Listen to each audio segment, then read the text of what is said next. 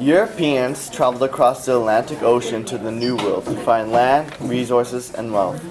First recorded visits were by Vikings, who came from Scandinavia, which is now from Sweden, Norway, and Denmark. The Vikings sailed to raid towns and villages in Europe in search of land for farming. These voyages were funded by the royalty. By the 11th century, Vikings colonized what is now Iceland and Greenland. The land called Vinland was a southern region where vines and grapes grow. Vikings had poor relationships with the First Nations and Inuits. It appears that the First Nations and Inuits protected their lands because the Vikings left their settlements. The Viking population in Greenland grew to about 4,000, and the community thrived for about 500 years, but eventually failed. By 1500, Greenland was deserted. John Cabot convinced Henry VII of England to sponsor him. The king issued John Cabot letter patent, which allows him to discover countries, regions, or provinces of the heathen and infidel, and to possess all towns, cities, castles, and isles of them found. Cabot and 18 crew members set sail on the Matthew in 1497. Cabot sailed north towards Iceland, then past Greenland to Newfoundland. Cabot famously reported the fishing in the Grand Banks. He said there were so many fish that he could scoop them up with a bucket. In the early 1500s, European fishing happened regularly at the Grand Banks.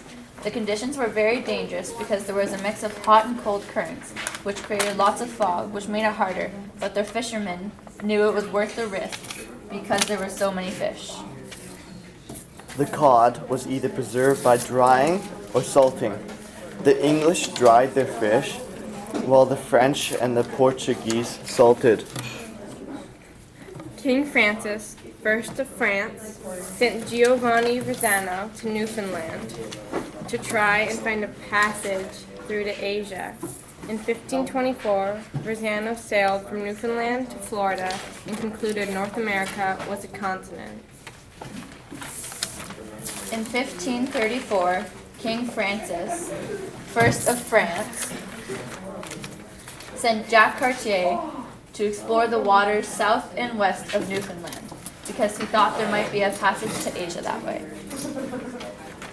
Tagona and Domagaya learned French while in France. They told Cartier and the king about the fabulous land of the St. Lawrence River called Saguenay. They said this land was filled with gold and jewels. Cartier takes Tianagaya and Damagaya back to North America as his guides, in hope of finding Saguenay and to start trade with the Haudenosaunee. Cartier's ship picked up Donnacona and then continued up the St. Lawrence to Haudenosaunee. Cartier continued up the St. Lawrence until he arrived at the village of Hochelaga, now known as Asia, because when he realized he had not found a passage to Asia when he climbed what is now Montreal, all he could see was land stretching as far.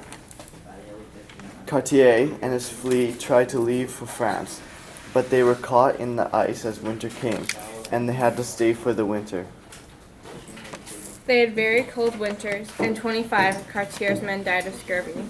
Damagaya showered Cartier and his men how to make tea out of spruce bark and spruce needles that was high in vitamin C, and it cured the sick men.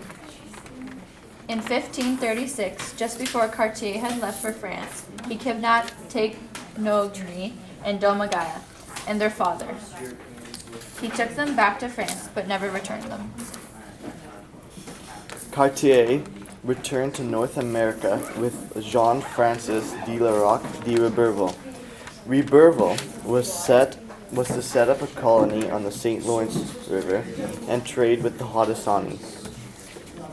However, the Haudenosaunee no longer trusted the French and refused to trade with them or help them. 50 of Riberville's men died that winter, and the next summer, Riberville and his remaining men returned to France. Meanwhile, Cartier filled his ship with pirate gold in quartz, which he thought contained diamonds and gold. French traders and fishermen continued to visit the St. Lawrence River after Cartier and French and the Haudenosaunee relations improved. French wanted the thick furs of the Haudenosaunee and they could sell back in Europe. The Haudenosaunee in return wanted the goods made of steel. Both sides were happy with this trade.